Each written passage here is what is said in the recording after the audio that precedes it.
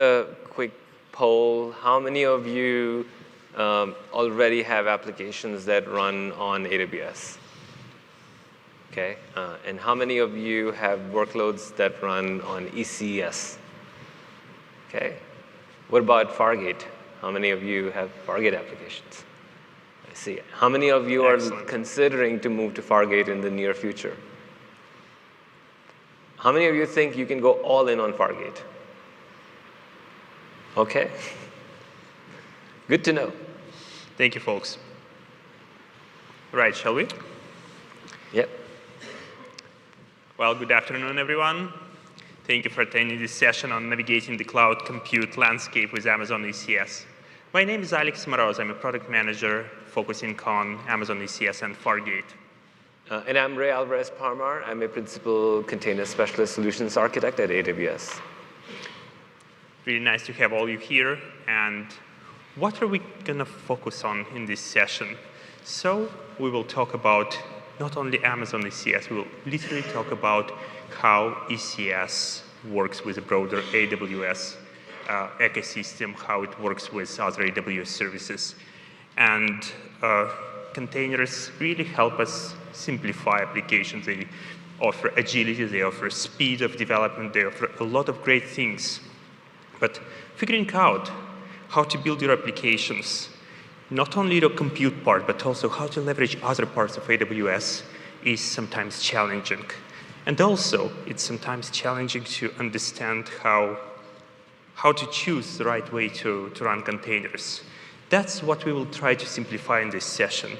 And by the end of the session, you will have a clear understanding of how to actually choose which mode of running containers to pick, self-managed or AWS managed. You will have a good understanding of how ECS works, how it integrates with the rest of AWS. And of course, we will talk about architecting your applications. So let's get started. And let's get started with answering one simple question. What Amazon ECS actually is? So ECS is a serverless container orchestrator. It gives you high performance, it gives you scalability, it gives you a broad choice of compute options to run your applications with. And a few numbers that will help you see that ECS is a leading orchestrator today. So we can say that 65% of new customers, new AWS customers who choose to run applications, they choose Amazon ECS. This is literally your first choice on AWS for a lot of customers. And we launch 2.4 billion tasks each week. It's a huge number. So it's a really scalable solution that gives you a way to scale your applications real fast, real efficient. More than that, 78% of customers who choose Amazon ECS choose to run applications with AWS Fargate. AWS Fargate is a serverless compute mode, fully managed by AWS. And this is an important number to keep in mind, because the overall value proposition of ECS is simplicity, security, and efficiency. And a lot of simplicity comes from that serverless mode of operation. First of all, you don't need to think about your control plane. You don't need to manage control plane with ECS, period. But when you choose Fargate, you also don't need to reason about managing your data plane, managing the infrastructure to run your containerized applications. This is a huge advantage of ECS. The next thing is security. ECS is an AWS native service. So it helps you leverage best practices and a lot of security primitives that you can get with AWS. So it's literally native to AWS ecosystem. And in today's session, we will definitely touch on that in quite a lot of details. And of course, efficiency. Efficiency, we talk about how fast we can scale your applications. We talk about how how we can ensure that you build resilient applications, fault-tolerant applications. And of course, we can talk about how you can reduce your compute bills by making the right choice of compute primitives, making the right choice of scaling strategies. All that we will cover in today's session. And when we talk about ECS, we usually talk, well, Fargate and ECS on EC2. In reality, this is not that simple. In reality, we have a much broader range of options. It goes all the way from fully managed AWS Fargate, when AWS takes care about the hardware, your data plane and control plane, through ECS on EC2, when you manage your infrastructure, but you run it on AWS. You can run it on local zones, wavelength zones, AWS outposts, and of course, you can run it on premises.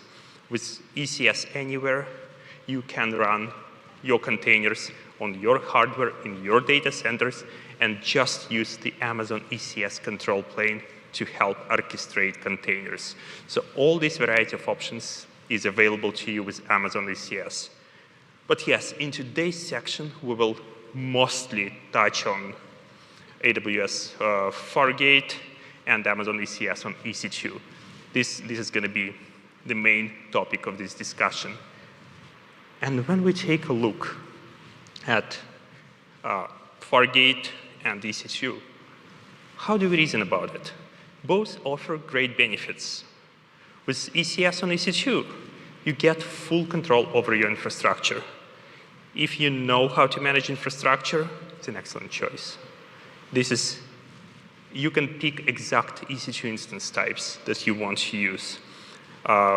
You can build your custom AMIs if you need to run a specific version of operating system, or if you have certain agents that you need to bake into your instances. Your security team requires you to do that. You have this flexibility. It gives you full control. And more than that, it gives you access to EC2 features, such as capacity reservations, to reduce chances of hitting insufficient capacity errors. Well, you can use reserved capacity. You can use reserved instances or on-demand capacity reservations. And of course, you can get deeper discounts with instance saving plans with reserved instances. So a lot of great reasons to pick Amazon ECS on EC2. But still, 78% of ECS customers choose Fargate. They choose Fargate for simplicity, when you don't need to think about infrastructure operations at all. You get managed security and compliance, and it helps you a lot when you just can say to your auditors, you know what, my infrastructure is managed by AWS. And of course, we have all the documentation required to support the compliance.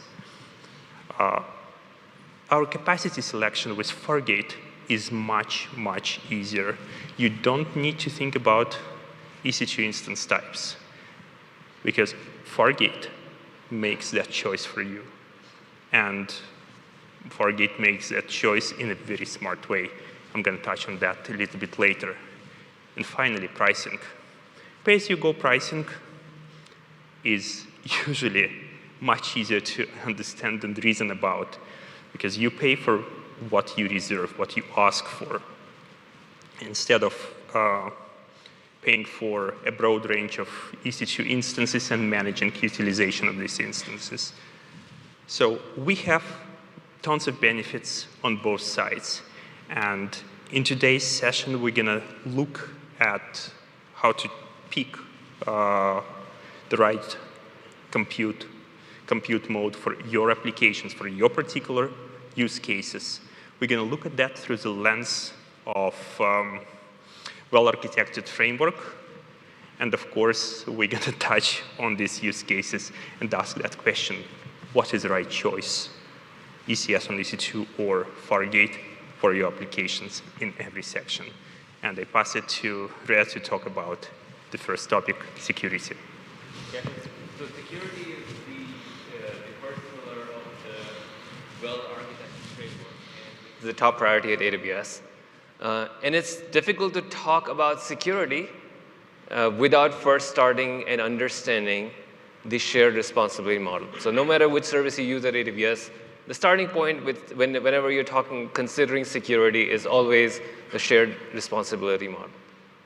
And this model is basically a guide for customers to understand what are the things in AWS that you're responsible for, and what are the components that AWS assumes the responsibility for. So if you're familiar with operating in the world of EC2 instances, this picture would look very, very similar to you. And that's actually a very beneficial point for developers, SREs, platform engineers, because when you migrate your application from EC2 to ECS, or if you already know EC2, you don't really need to learn a whole lot to be able to take advantage of all the features that come for container orchestration with ECS. So it's really easy to get started with ECS and make sure that you're benefiting from all the scalability and reliability that comes with containers and container orchestration, but also implement security controls that come with containers.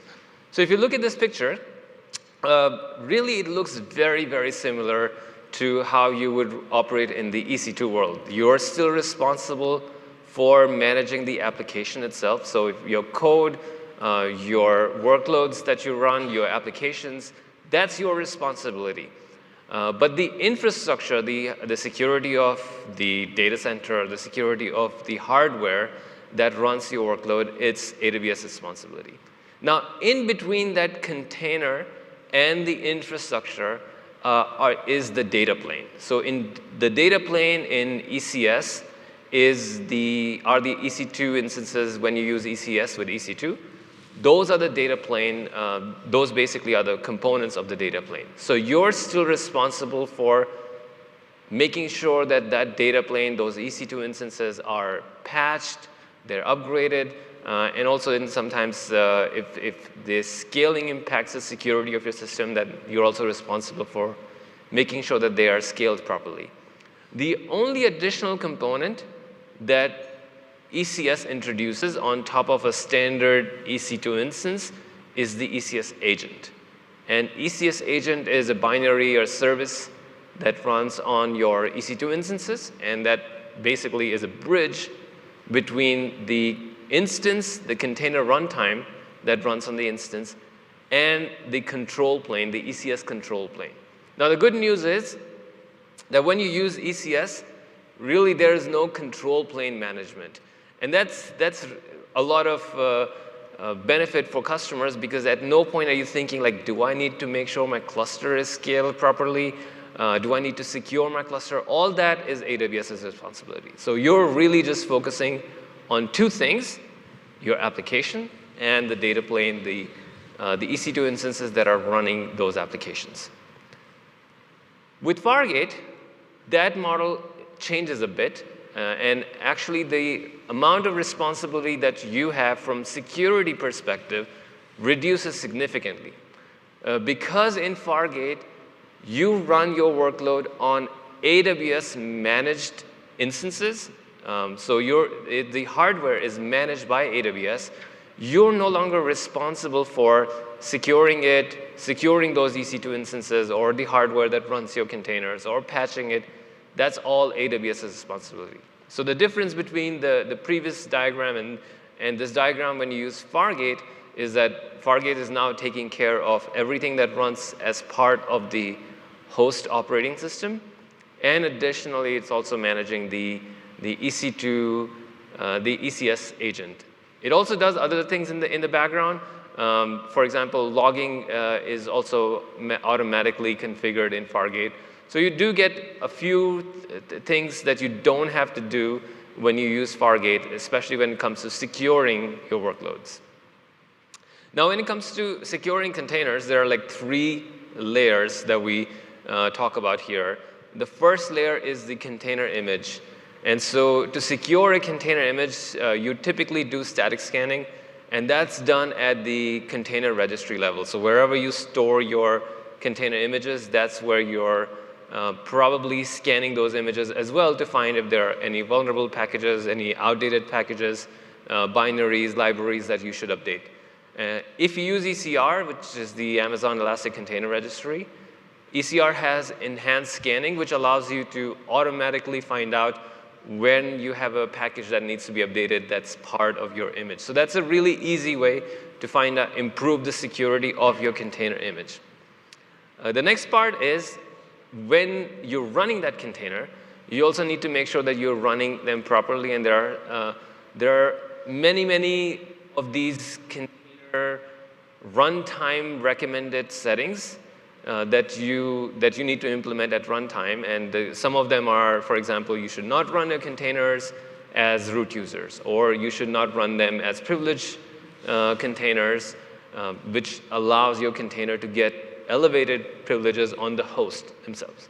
So the idea is to make sure that A, the container cannot do any damage to the system, but also, since a lot of times your container may be running alongside other containers, you want to ensure that if a container misbehaves or gets hacked, the impact is limited to that container as well. So first priority is making sure that you don't have any vulnerabilities.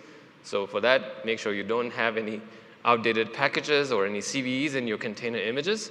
But once you are running that image, you need to make sure that even if someone is able to exploit an undocumented vulnerability, a malicious actor should not be able to break out of that container and do further damage.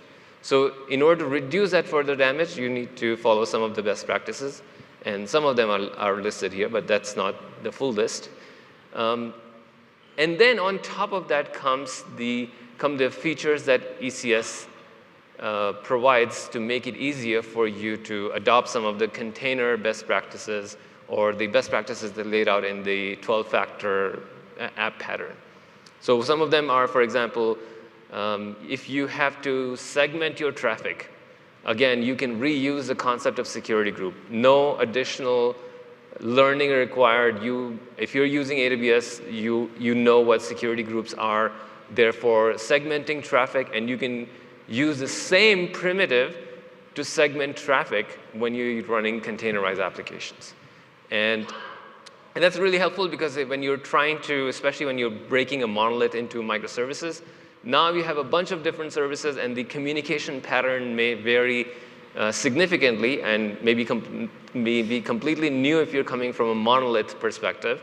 So security groups really make it super simple for you to say app B can talk to app A can talk to app B, but not app C. So those kind of things become really easy to implement with ECS, with security groups. Another thing that ECS helps you with are secrets, and that's another security best practice with containers, that you're not supposed to put in any confidential, sensitive data in your container images. So if you need to put in a password, an API key, typically that's provided as a configuration, as a runtime argument, as an environment variable most of the time. So the container application can use it, but it's never stored anywhere. So if your image gets leaked or if your configuration gets leaked, at no point you're leaking the confidential data. So what ECS does is it allows you to store those secrets in places like Secrets Manager. So you can securely store your database passwords or API keys, certificates in Secrets Manager, and reference them in your task definition. So it's super simple. I create a secret and say, this is my password. I put it in Secrets Manager, and in my task definition, I will just pass that this is the ID of my secret. When ECS starts the application, it will automatically inject that secret, and the application gets that as an environment variable. Super easy to implement and improves your security quite a bit. For applications that need to communicate with other AWS services. For example, if you have an application that writes data to S3, pretty common thing to do. Typically, you would have to kind of provide some kind of open access, but with with ECS, you can use IAM roles, which can be very, very fine-grained. So if you're running a container that needs to write to a particular bucket, S3 bucket, then you can create a specific role that is very locked down and associate that with your container. So if someone gets access to this container, or if someone gets access to this role, the most damage that they can do is write to that particular S3 bucket. But they cannot, for example, create another EC2 instance and start crypto mining. So those kind of things, whenever you need API access to other AWS services, that's made easy because ECS just uses IAM roles, and you can assign IAM roles to your tasks in ECS. And then container logs. So this is if you're running any kind of production workload, then it's really recommended that you do maintain that container log for audits and for security purposes. And that's something also that made super easy with ECS. This is one simple configuration change, and you can start streaming all those logs, and ECS will start streaming all those logs to CloudWatch or the provider of your choice. The key difference between EC2 and ECS, EC2 and Fargate, is that in EC2, you can run multiple tasks on the same node, on the same EC2 instance. And that's called bin packing, or co-locating multiple tasks on the same worker. Now, each task can have multiple containers. So each task can have multiple containers, but the key difference between EC2 and Fargate is that in Fargate, each task runs on its own hardware. So what are the benefits for that? The key benefit is that, as you may be familiar, the containers don't really put an isolation boundary. Unlike virtual machines, where you have a clear isolation boundary, containers share the memory and the resources of the underlying operating system. So two containers running on the same node, well, they have access to the same memory space. And even though there are things that you can do to prevent container exploits, container breakouts, or memory exploits, it's still not, you can't really guarantee that container A would not be able to affect container B that's running on the same node. With Fargate, you can guarantee, because in Fargate, any two tasks will be running on two different nodes. So they don't share the memory, they don't share the CPU, they don't share the network or the storage.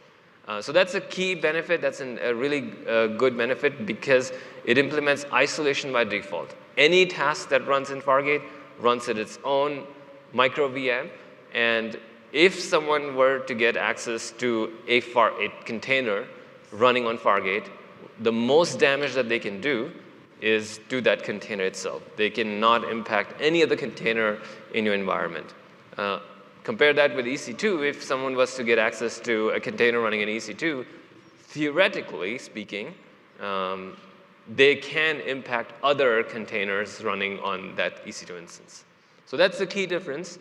And so that's something to keep in mind when you're using Fargate as well, that whenever you will create a new replica of the same task, or if you could have multiple services or multiple tasks, know that they're always running in an isolated micro VM. Basically, for all intents and purposes, it's another separate EC2 instance. That means that those two tasks will not share anything in common. And so if you use Fargate, you automatically inherit many of the security best practices that we've implemented in Fargate. For example, in Fargate, the task is always isolated. Now, you could do the same thing in EC2. It's not impossible, but you will have to implement other ways. You'll have to use other methods to isolate containers running on the same node. You may have to use things like SE Linux or AppArmor or something else, some other security tool. But with Fargate, you get it by default. So by default, all tasks are always isolated. You're also not responsible for patching, updating the ECS agent, the container runtime, any daemons that are running on the host operating system. So that's also AWS's responsibility. And no privileged containers, which is a double-edged sword, because sometimes you do want them, but with Fargate, the standard implementation is that you cannot run any privileged containers, which for most part is a good thing. Most applications don't really need access to the underlying host operating systems and don't need privileged access. You also can't SSH into a node, which is another way of hacking an application. If I can't hack the container, I can somehow get access to the underlying host and get access to that container. With Fargate, there is no such option. You cannot connect to the underlying hardware that's running the task itself. Now, if you do need troubleshooting, sometimes you may need to connect to a running task and say get the logs out of it, or run some kind of other troubleshooting process, you can do, ECS allows you to do an exec into a container. So it's a ECS exec is a feature that allows you from your laptop or wherever your terminal is to connect to a running container and drop shell access into that container, which is great for troubleshooting, but it can also be exploited. The good news is that it also uses an IAM role, so you can restrict who has access to be able to connect to a running container. And it's done through SSM, so it's fairly secure. You don't need to open any ports. You don't need to do any additional configuration. The only thing you need to do is specify in your task definition that, yeah, I do allow that this particular task someone can exec into. And then the ephemeral storage, which is the storage that the container uses for runtime, for scratch, as a scratch space, that's by default encrypted in Fargate. So that's another additional thing that you don't need to do in Fargate that's automatically done on your behalf. First, if you have workloads that require adhering to certain compliance standards like PCI, HIPAA, SOC, ECS becomes a really attractive option because ECS is included in the certification for all of these compliance standards. Fargate becomes even easier because in Fargate you have even less things to manage. The management of the underlying operating system, the security of the host itself is no longer your responsibility, so that's one less thing for you to do, which brings you closer to meeting your compliance standards.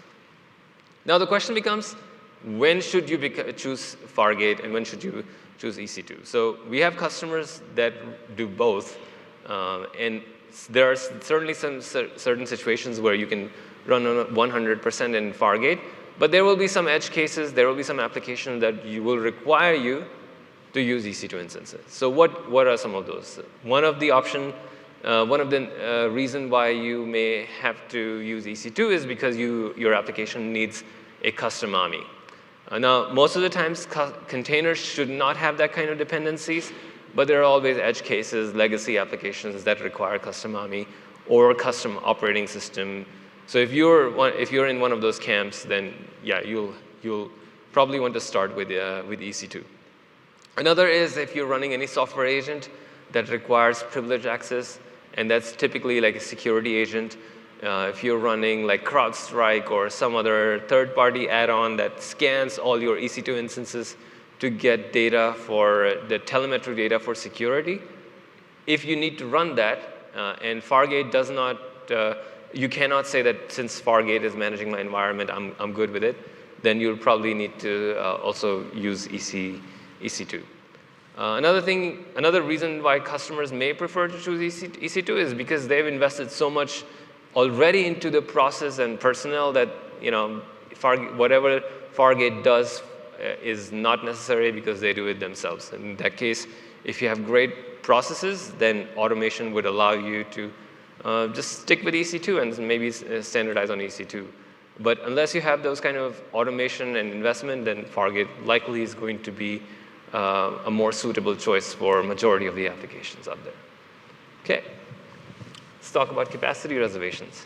Excellent, thank you. So, capacity provisioning. It's another topic that we wanted to touch on, and it can be extremely exciting, or it can be very boring if you choose Fargate. But still, it's very important to talk about it, because more often than not, you want your applications to react to changes in load and traffic and scale out and scale in. And this is one of the most interesting parts. So Amazon ECS integrates with AWS application autoscaling to give you controls over the behavior of your containers. What you can do, you can define certain thresholds for specific metrics. For example, for CPU load, for memory utilization, for the, say, request count on the load balancers that are attached to your services, and many others. And you can instruct ECS how to react when these thresholds are reached. So it can add more tasks, so this load is shared and shared across larger number of tasks. Or if when the alarm goes down and you cross the thresholds the other way, we can scale in and reduce the number of tasks. So this is called target tracking. You can also have scheduled scaling. For example, when you know that your applications need to be ready for 9 a.m. workloads, and after 5 p.m. you have only a few users, you can scale out at 8:45 a.m. and at 5:30 reduce the number of tasks. That's another approach. But how it actually works? ECS sends metrics to CloudWatch, and autoscaling is tracking the CloudWatch metrics and then instructing ECS to take action. But what really happens behind the scenes? ECS is using the concept of capacity providers. So capacity providers are the things, well, that provision capacity that actually give you EC2 instances, or in case of Fargate, worker nodes where you run your workloads.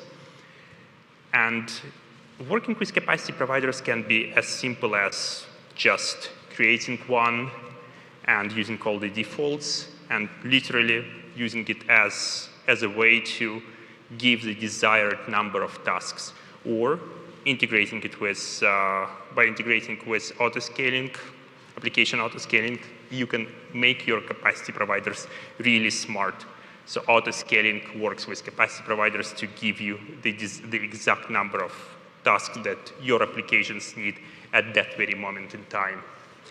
And when it becomes really exciting is when you work with EC2 capacity providers, because there you have a lot of options. You can tell ECS, I want to reduce my bill, so I want to bin pack all my tasks the most efficient way on the smallest number of instances possible. And we will do exactly that. Or you may say, I want to prioritize availability, and I want to launch my tasks in different availability zones. So we will have at least 3 instances running and launch your tasks in 3 different availability zones to give you, well, higher availability. You have all these controls with capacity providers on ECS with EC2. On Fargate, it's way more boring. You just exist. What you can do, you can define a policy that says use Fargate on demand, use Spot, but it actually integrates with everything behind the scenes, and you don't have any real controls over that.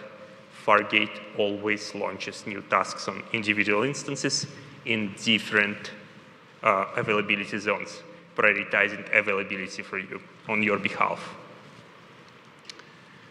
Well, what are the benefits of serverless? Of course, abstracting away infrastructure. You tell us just 2 things. Number of vCPUs for your task, the amount of memory your tasks would need. And we launch tasks with exactly these parameters. We scale up and down based on either your specifications or application autoscaling. And of course, one of the often overlooked advantages of Fargate. We choose from a really broad range of instance types. So your task can be launched on multiple different instance types. And what it gives you in return, higher chances of, well, launching your capacity, significantly lower chances of hitting insufficient capacity errors, which may happen if you're not using capacity reservations with AWS. So this is a huge advantage of Fargate. In general, it gives you higher availability for your applications unless you maintain a really, really broad range of instance types for EC2 workloads. So you can achieve the same, but you would need to have a really broad range. So, or you can trust AWS to handle capacity on your behalf. And in general, it works really well. One new launch that I wanted to highlight today. Now, ECS integrates with predictive autoscaling. That feature gives you yet another option to optimize your applications for higher availability and for lower cost. How it works? It uses machine learning, and it collects data for the last 14 days to give predictions and scale out and scale in your workloads based on these predictions. More than that, you can combine multiple policies. You can say, this is my schedule policy, I trust in that policy, I swear by it, 9 to 5, I keep 20 tasks, outside of business hours, I keep 2 tasks. Fair enough, you can combine both. And if the predictive autoscaling says, you know what, based on this particular metrics, in the last 14 days, you actually need 24 tasks between 3 and 4 p.m. for some reason. Guess what? It will take over, and it will increase the number of tasks, giving you higher, again, your applications higher availability and better chances to serve customer traffic. So it also gives you a way to run just in a forecast mode to check whether it's going to be relevant for you. So you can enable this policy, the predictive policy, in forecast mode, and Amazon ECS will tell you, oh, by the way, I think I need to launch 24 tasks right now, but it will not do that. It will just give you indications, and then you can assess whether it works for you, whether it makes sense, and then enable it in a mode that actually includes provisioning. So this is a really cool feature. This is a really powerful way to use machine learning to get better performance for applications and reduce your costs. Well, finally, coming to the topic, ECS on EC2 versus Fargate. ECS on EC2 makes a lot of sense when you need to guarantee specific performance profiles for your applications. For example, you know that you need a lot of network throughput and you use particular instance types. For example, M5N that has higher network performance. That's when you want to use ECS on EC2, because Fargate provisions, as I said, a really broad range of instance types, general purpose instance types, and it does not provide any guarantees in terms of performance or particular performance profiles. That's something that you can choose when you control your infrastructure, and ECS on EC2 is an excellent way to do that. Well, on-demand capacity reservations, Fargate is doing a really good job at reducing the chances of insufficient capacity exceptions or errors, but it doesn't really prevent them. So sometimes we may end up in a situation when we cannot scale out your applications. If you need to provide guarantees that for a particular application, particular workload, you must have certain capacity all the time, it's a critical application, then you use on-demand capacity reservations or reserved instances, and that's something that is available with ECS on EC2.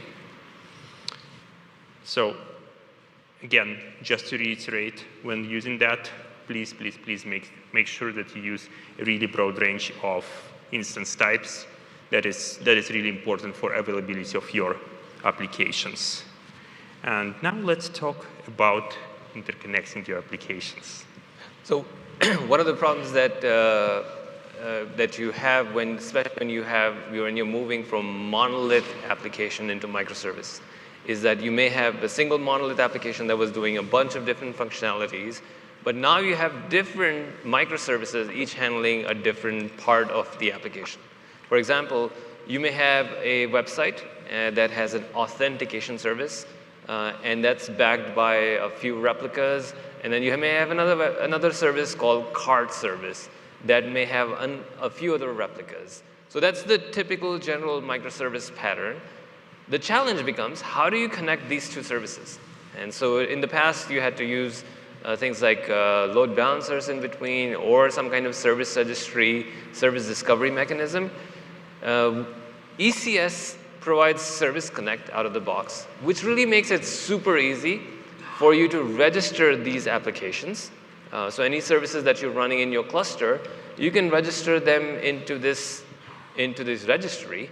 And then whenever a service needs to talk to another service, it can communicate just by using the alias. So for example, if I have a card service and now the card service needs to talk to the authentication service, all it needs to know is what is the alias of this authentication service, and you can create that alias. So let's say we create the alias and say auth. So all I really need to know is from my application A to application B is what is the alias.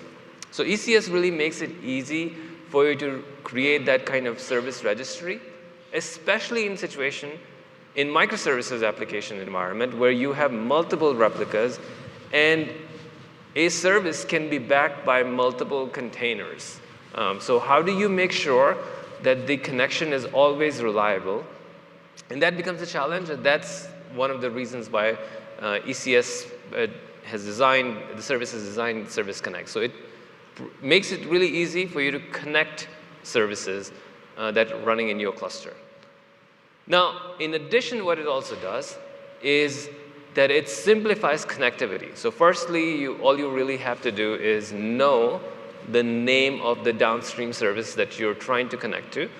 But because what it does, behind the scenes, when you enable Service Connect, it injects a proxy alongside your application. And that proxy's whole function is to improve connectivity between the two applications.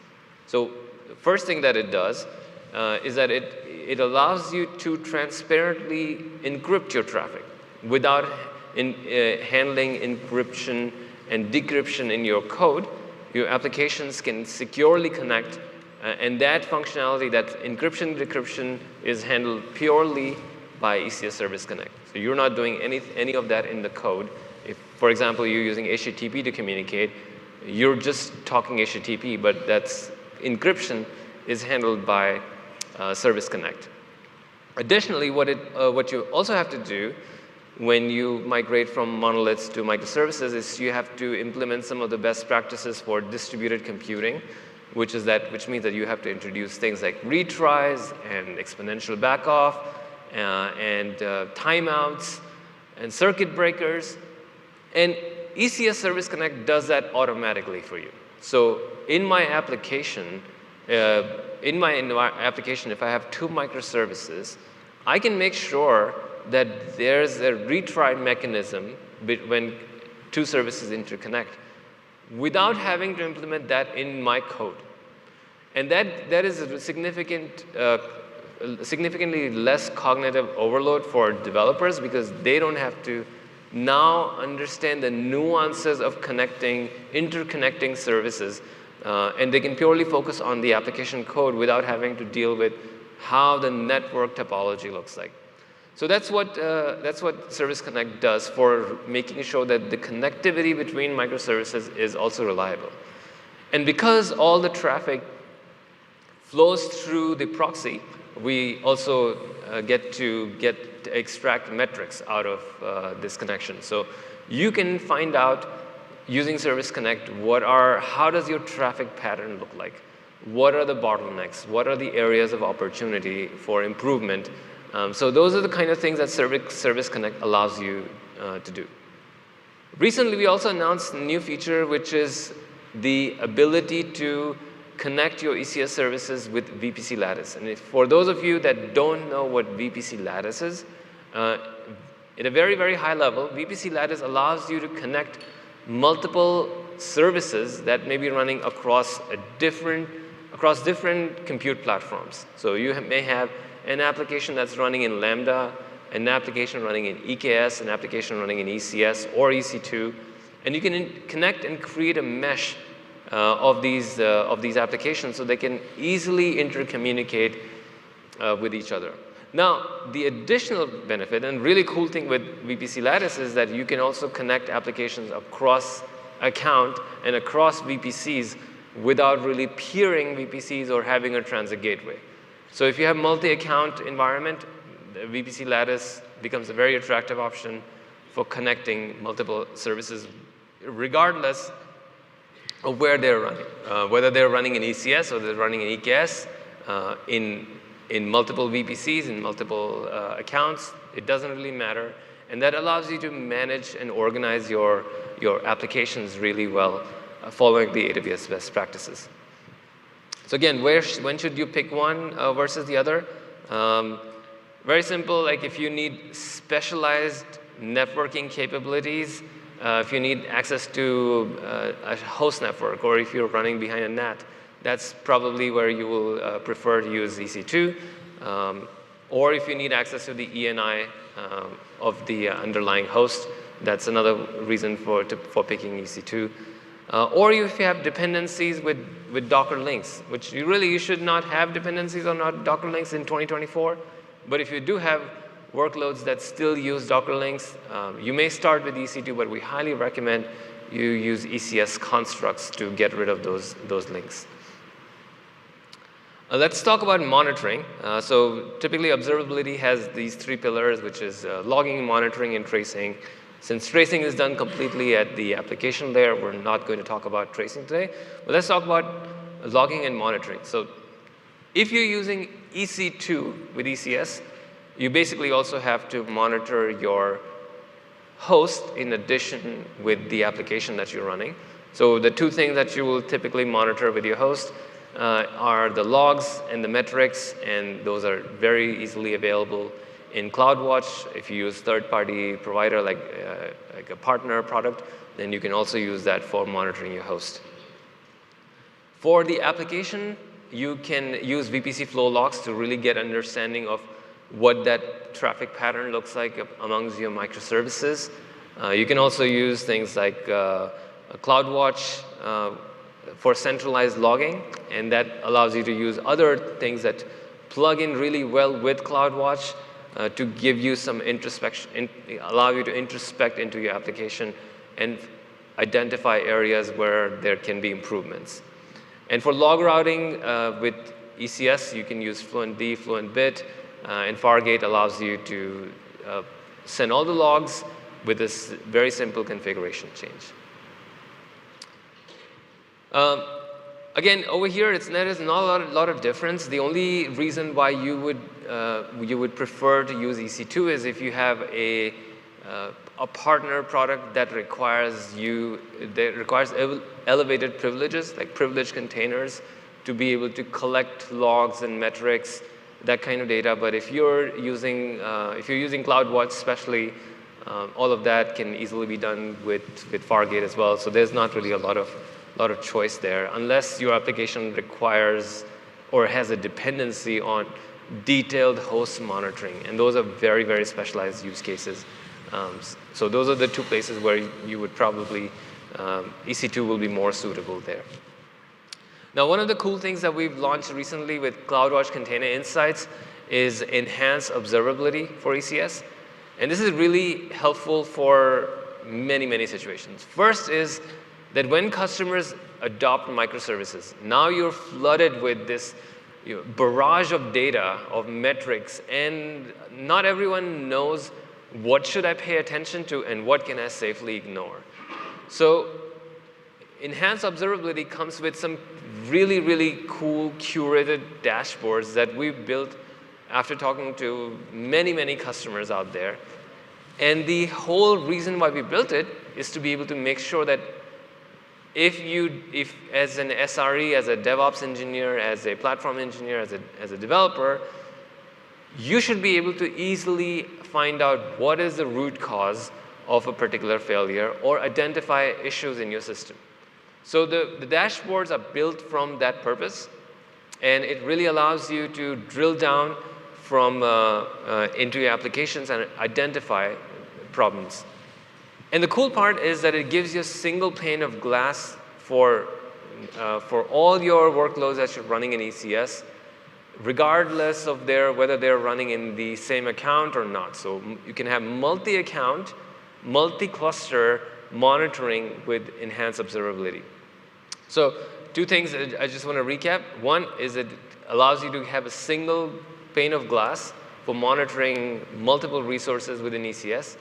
And it also then allows you to quickly identify areas where you may have a problem, but you don't have to really build those dashboards, identify metrics, identify things to monitor yourself. You can use this as a very, very good, effective starting point. And then if you have custom requirements, you can always build from these dashboards and create custom dashboards.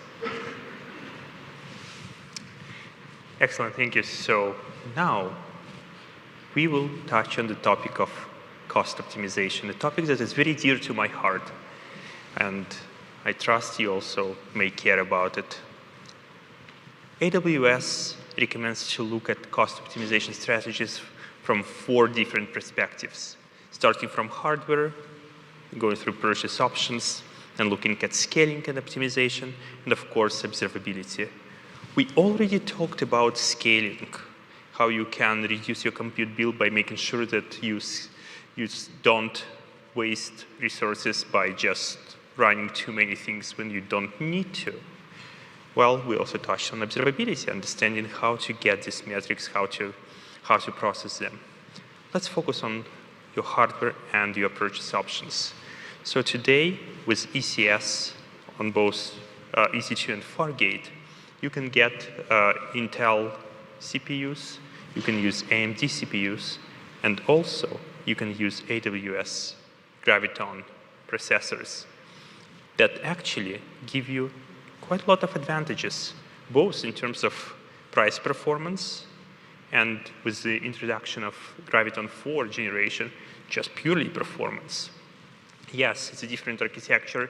You would need to recompile your applications to make them run on ARM, but it's an excellent choice, and it's a greener choice for the planet because they use significantly less energy for the same computations.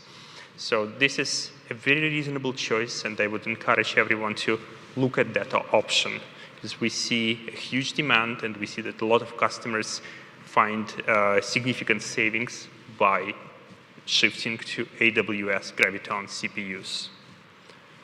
Well, let's take a look at purchasing options. There's generally 3 ways to reason about getting your compute capacity. The first one is on demand.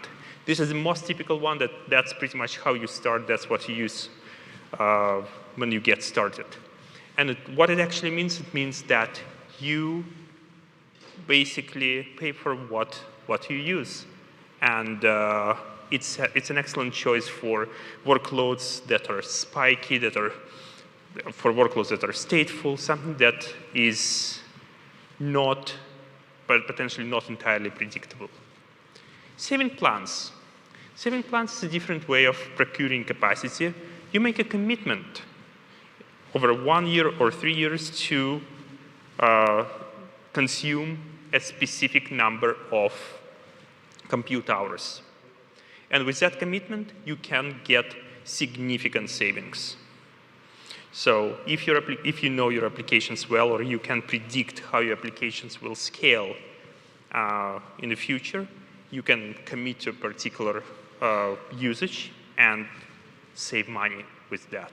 And these saving plans work both on Amazon ECS, on EC2, and Fargate. They're actually different saving plans, but nonetheless, you can get the same tool to fine-tune your compute bills.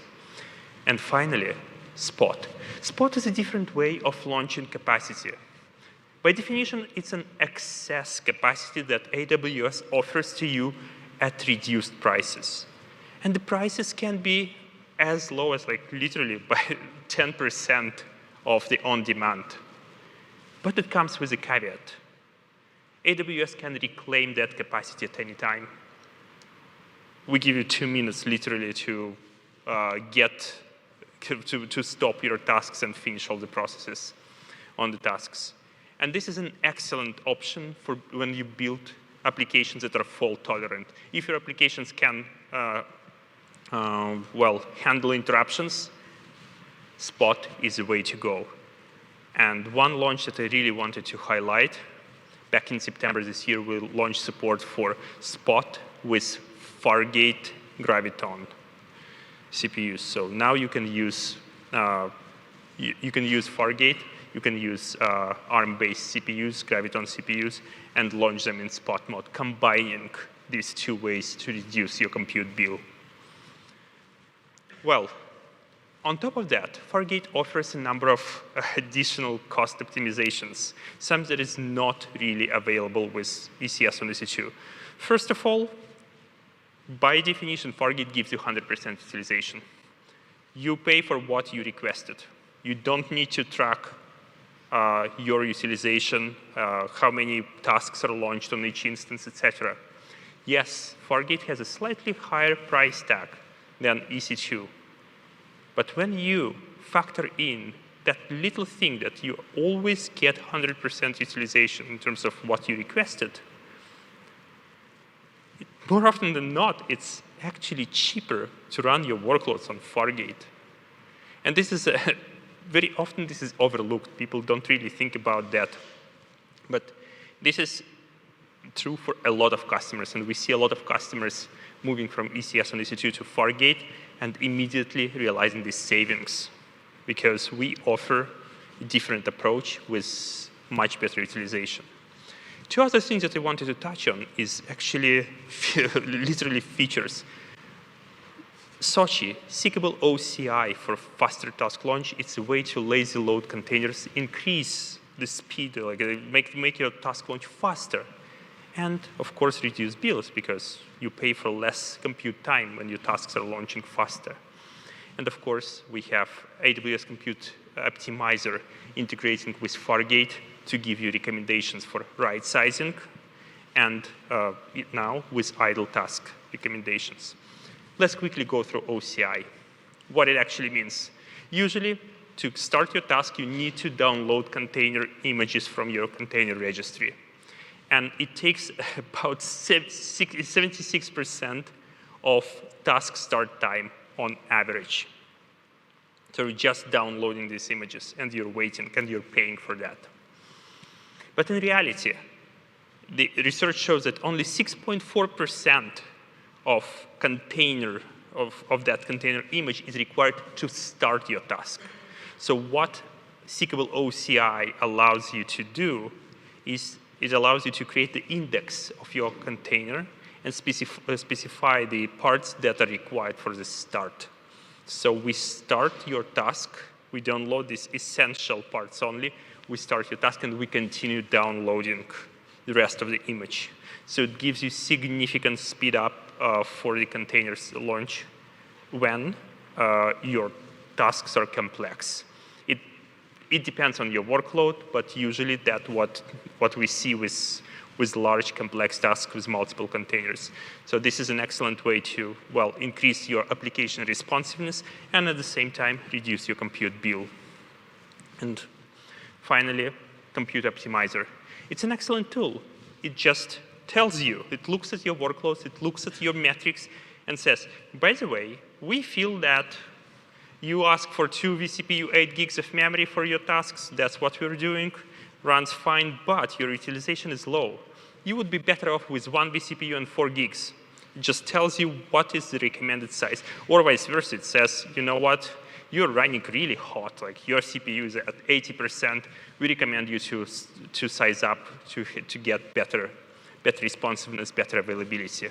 And the new launch that just happened in the last 2 weeks, now AWS Compute Optimizer makes recommendations for idle tasks. So it looks at the past 14 days, and if it sees that CPU utilization is less than 1%, it just tells you, hey, it's a good idea to revisit that workload. Chances are it's just idling, not adding value. So it helps you identify workloads that are potentially misconfigured and configure them in the right way or literally stop them. That helps you reduce your bills. And again, this is just one option of this huge arsenal of options that Amazon ECS offers to you, no matter whether you use EC2 or Fargate. So reserved instances and saving plans, it's a definite advantage of ECS on EC2. If you know how to bin pack, again, that's the way to go. If you want to control that, absolutely, but Fargate still offers a really attractive option. And finally, for short-lived tasks, it's an intricacy of the billing system. Both EC2 and Fargate, well, we charge you per second, but the minimum billing interval is 60 seconds. So if your tasks live for less than 60 seconds, on Fargate, you always pay for a minute. On ECS and EC2, because we place multiple tasks, instances live usually for much longer. So you can realize significant savings by using ECS on EC2 with short-lived workloads. Well, that's pretty much all we had for today's session. And you can continue learning by just scanning this QR code and looking at the Amazon ECS Getting Started guide. Well, thank you so much for your time today. I really appreciate it. That's great having you here. And please don't forget to complete the session survey in the application. Thank you again.